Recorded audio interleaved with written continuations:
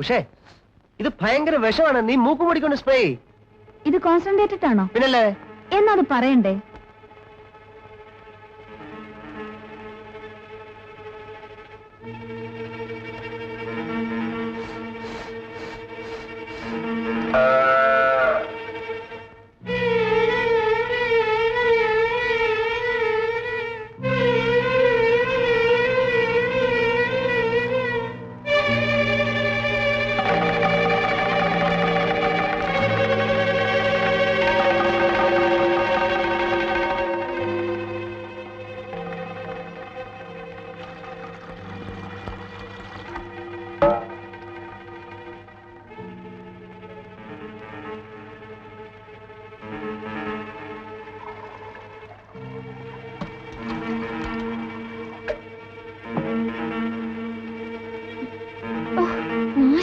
ഇന്നും കയറ് പൊട്ടിച്ചു പോയോ?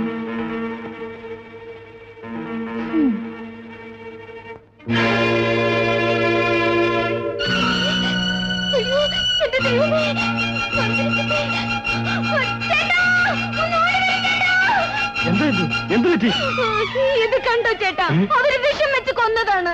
ദ്രോഹികൾ. ഇത് മനുഷ്യ ചെയ്യുന്ന ഏർപ്പാടാണോ? ചെടിക്ക് തളിക്കാനെന്നും പറഞ്ഞ് അവര് വിഷം മാറ്റത് ഇതിനായിരുന്നു.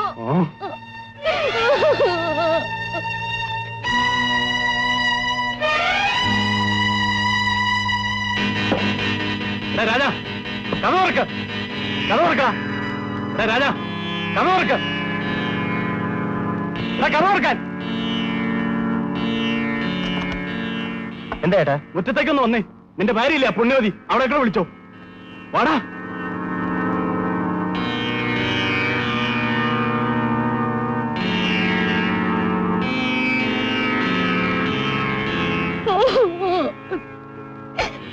കാണാ കാണ്. തൃപ്തിയായില്ലേ? ഇനി നീ നിന്റെ ഭാര്യ എടുത്തോണ്ട് പോയി ചുട്ടു തന്നെ. എടുത്തോണ്ട് പോടി. എന്തിന്? നീയും അവനും കൂടി ഇതിന് വിഷം കൊടുത്ത് കൊന്നതല്ലേ? കെട്ടിയിരുന്നിടത്തേ കൊണ്ട് കൊടുത്തൊന്നുമല്ലല്ലോ. കയറ് പൊട്ടിച്ചു വന്ന് തിന്നതാ. വിഷമകത്തിയെന്നാ ചാകും. ധിക്കാരം പറഞ്ഞോണ്ടല്ലോ അടിച്ചിന്റെ ചെവിക്കുറ്റി തന്നെ ആയിരിക്കും. താൻ ഇവളെ അടിക്കോ? എങ്കിലാന്ന് കാണട്ടെ. ചാട്ടമൊക്കെ സ്വന്തം ഭാര്യ എടുത്തോ, ഇവളെടുത്ത് വേണ്ട. എന്താണ് പറഞ്ഞത്? ഏതോ തന്റെ ഭാര്യയുടെ വീട്ടിൽ നിന്ന് കൊണ്ടുവന്ന ഉണക്കക്കടാവ് ചത്തപ്പം തനിക്ക് ചോദിച്ചു.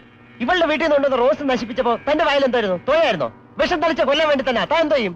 എന്ത് ചെയ്യുന്നു? നിന്നെ ഞാൻ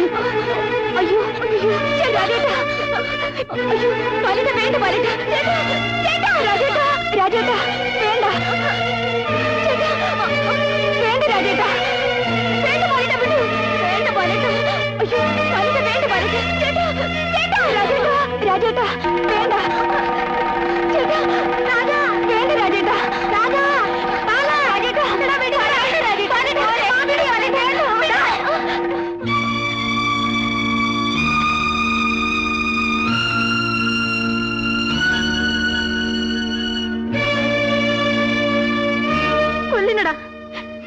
കൊല്ലടാ എന്നെ. എന്നിട്ട് ഈ വീടിന് തീ വെക്ക്. നശിക്കട്ടെ, എല്ലാം നശിക്കട്ടെ.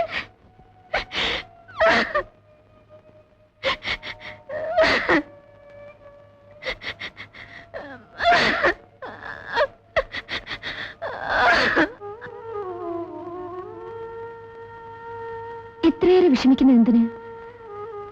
നമുക്കൊരു ചെറിയ വീട് വാടകയ്ക്കെടുത്ത് അങ്ങോട്ട് മാറാം. ഇവിടെ അവര് താമസിച്ചോട്ടെ.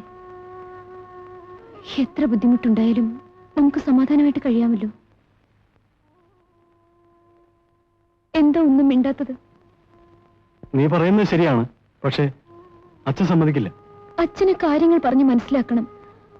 നിങ്ങൾ ചേട്ടാനുജന്മാർ തമ്മിൽ എന്നും സ്നേഹമായിട്ട് കഴിയാൻ വേണ്ടിയാണ് ഞാൻ ഈ പറയുന്നത്. വരട്ടെ, നമുക്ക് ആലോചിക്കാം.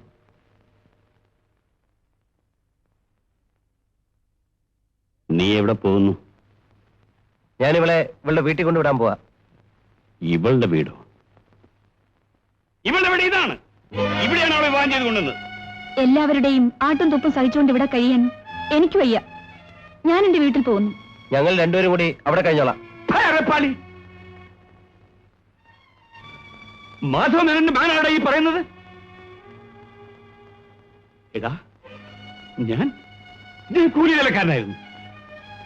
ജോലി ചെയ്ത് അന്തസ്സായി ജീവിച്ചിട്ടുള്ള അല്ലാതെ പട്ടിണി കിടന്നിട്ടും എന്റെ അഭിമാനം വിട്ടിട്ടില്ലടാ. മാധവമേനന്റെ മക്കൾ തമ്മി തല്ലി പിരിഞ്ഞെന്ന ആളുകൾ പറയുന്ന ആ നിമിഷം ഞാൻ ആത്മഹത്യ ചെയ്യണ. ഇന്ന് നീ ഇവിടുന്ന് പോയാൽ തിരിച്ചു വരുന്നത് എന്റെ ശവം കാണാനായിരിക്കും.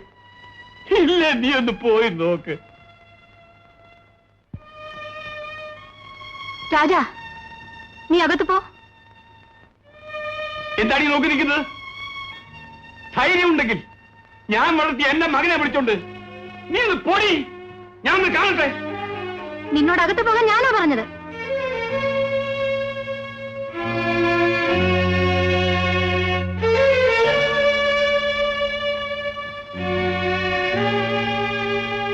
കേറി പോടി അകത്ത്.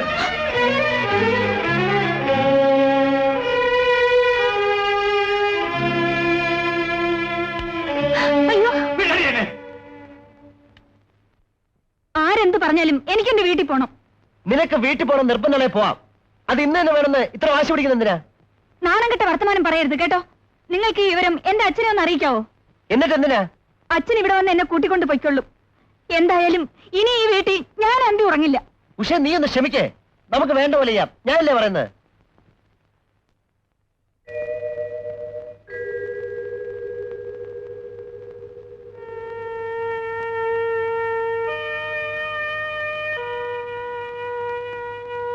ഉഷ, നീ ഇങ്ങനെ ഒന്നും കഴിക്കാതെ ഇറന്നല്ലോ.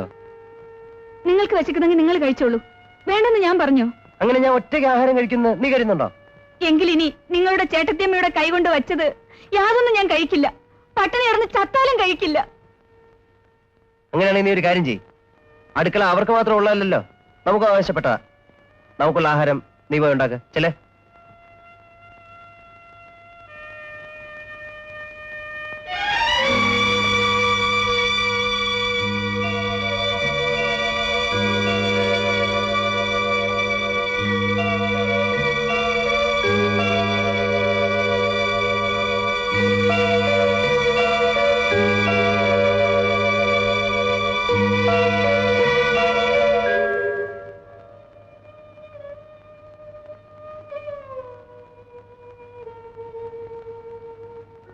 എത്ര നേരം ഒന്നും പറഞ്ഞ എങ്ങനെ ഇരിക്കുക? വിശക്കുന്നില്ലേ? ഇത്ര പെട്ടെന്ന് നമ്മളെ അവർ മറന്നു കളഞ്ഞോ ലക്ഷ്മി? രണ്ടുപേരും കൂടിയാണ് എന്നും ആഹാരം കൊണ്ടുവന്നിരുന്നത്. ഇന്ന് ആരും കൊണ്ടുവന്നില്ല. പോട്ടെ, സാരമില്ല. അവരെ കല്യാണം കഴിച്ചുകൊണ്ട് വരുന്നതിന് മുമ്പും നമ്മൾ ആഹാരം കഴിച്ച് ജീവിച്ചില്ലേ? ഞാനൊന്ന് നോക്കിയിട്ട് വരാം.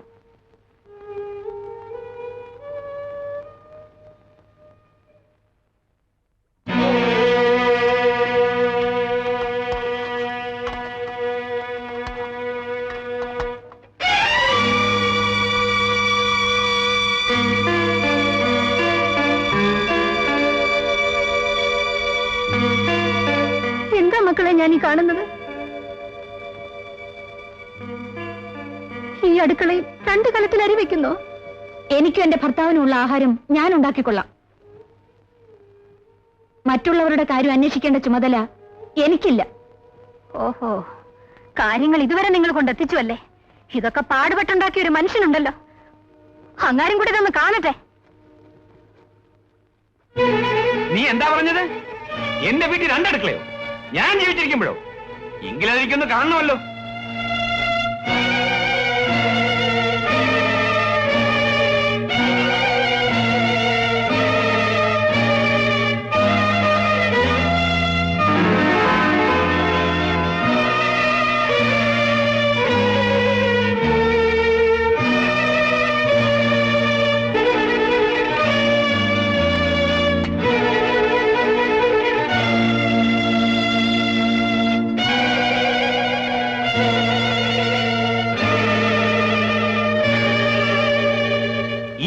എന്താ?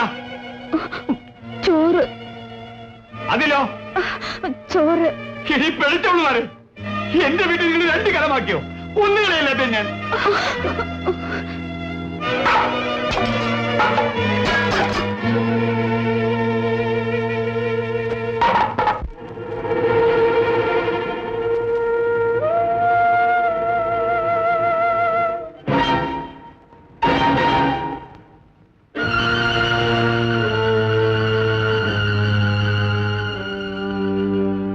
നമ്മുടെ അച്ഛന്റെ അഭിമാനം രക്ഷിക്കാനുള്ള ബാധ്യത നമുക്കില്ലേ അനിയ? ചേട്ടൻ കാര്യം പറയണം. എനിക്ക് അച്ഛന്റെ സ്വത്ത് വേണം, നിനക്ക് കിട്ടിയ സ്ത്രീധനവും വേണം. എല്ലാം നീ തന്നെ എടുത്തു. ഞാൻ എവിടെയെങ്കിലും പോയി എന്തെങ്കിലും ജോലി ചെയ്ത് ജീവിച്ചോളാം. അതിന് എന്റെ അനുവാദം എന്തിനാ? ചേട്ടൻ എന്നെ വിളിച്ചെന്തിനാന്ന് പറയും. നാളെ ആ സ്ഥലത്ത് നിനക്കുള്ള വീട് പണി തുടങ്ങാൻ പോകുന്നു അറിഞ്ഞു. അത് നേരാണോ? നാളെ രാവിലെ 7 മണിക്ക് തുടങ്ങും. ഇല്ല, അത് നടക്കില്ല. നടക്കും ചേട്ടാ, ഞാൻ ജീവിച്ചിരിപ്പുണ്ട്, ഞാൻ നടത്തും. അപ്പോഴേക്കും ഞാൻ മരിച്ചു കഴിഞ്ഞിരിക്കപ്പെടാ. ഇല്ലെങ്കിൽ അത് നടക്കില്ല. ആ, നമുക്ക് കാണാം. ഓ, കാണാം.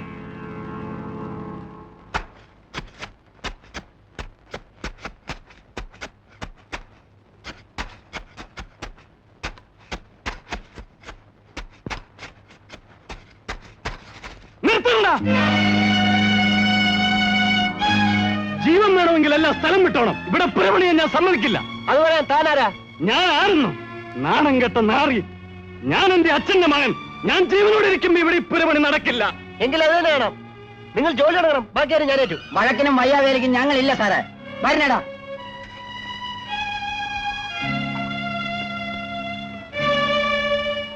നീ ആളാണെങ്കിൽ ആരൊക്കെ പോയാലും ഇന്നോട് വാനം തോന്നണം.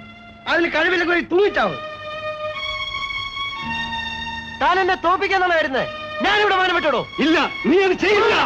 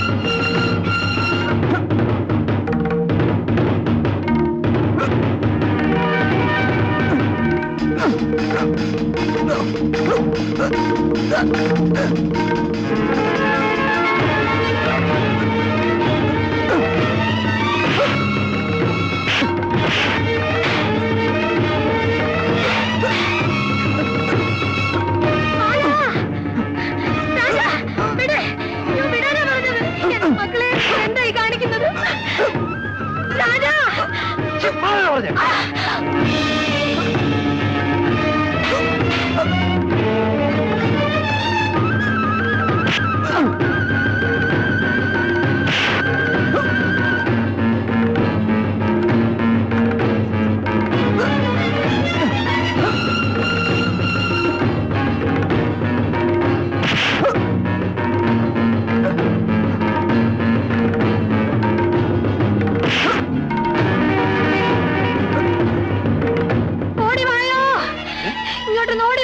എന്താടി?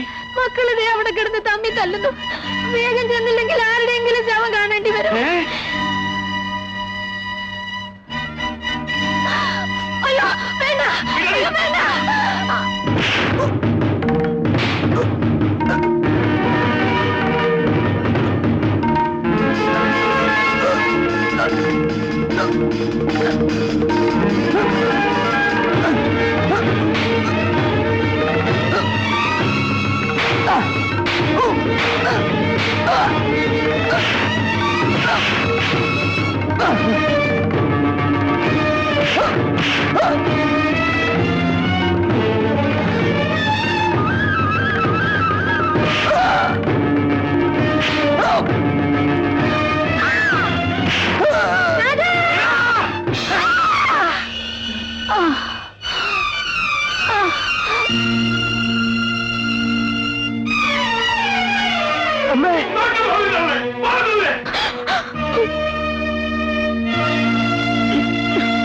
എന്റെ കുഞ്ഞുങ്ങളെ ഒന്നും ചെയ്യല്ലേ.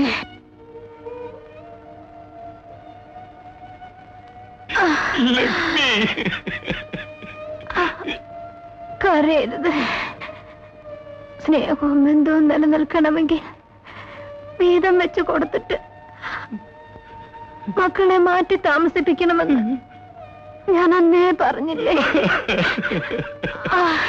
എനിക്ക് തെറ്റിപ്പോയി ലക്ഷ്മി, തെറ്റിപ്പോയി.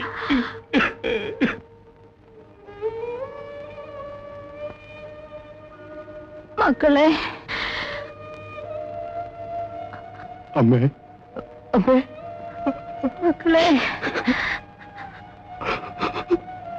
അച്ഛനെ വേദനിപ്പിക്കരുത്. നിങ്ങൾ എന്നും സ്നേഹമുണ്ട്.